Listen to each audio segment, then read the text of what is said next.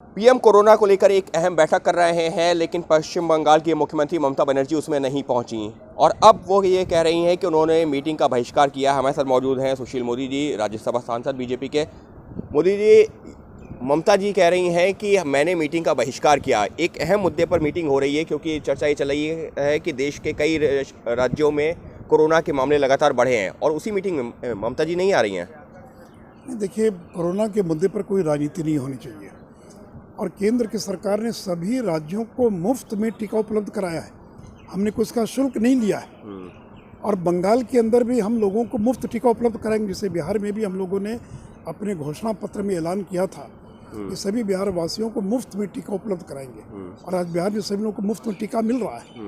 तो उनको तो मीटिंग में आना चाहिए था, लेकिन देखिए, ममता जी को गवर्नेंस से कोई मतलब नहीं है, इसलिए उन्होंने बंगाल में पीएम किसान निधि को लागू नहीं होने दिया, उन्होंने आयुष्मान भारत को लागू नहीं होने दिया और अब कोरोना के मुद्दे पर भी राजनीति कर रही है।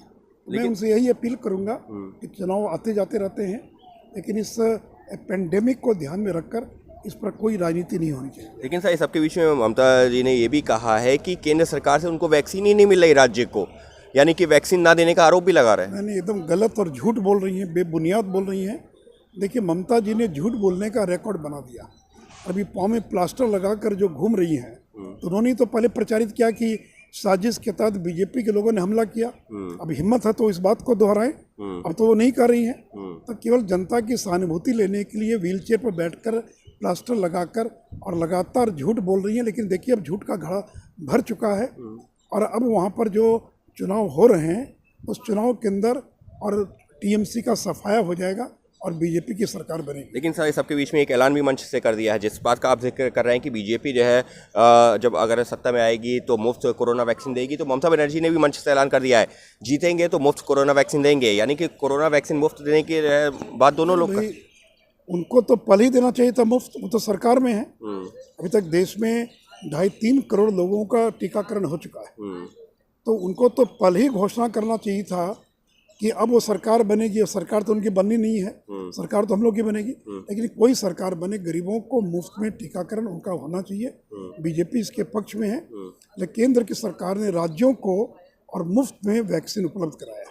यानी साफ तौर पर बीजेपी सांसद का यही कहना है कि ममता बनर्जी जो आरोप लगा रही हैं कि वैक्सीन नहीं दे रही है केंद्र सरकार, वो पूरी तरह से बेबुनियाद है। और रही बात मुफ्त वैक्सीन देने की, तो बीजेपी तो पहले भी ये बिहार में भी ये कहती रही है और बंगाल में भी उसी तरीके से मुफ्त वैक्सीन देगी, यानी कि कोरोना की वैक्सीन भी बन रही है एक बड़ा चुनावी मुद्दा, चाहे वो टीएमसी हो या बीजेपी।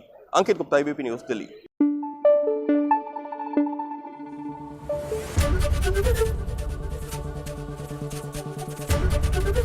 एबीपी न्यूज आपको रखे आगे।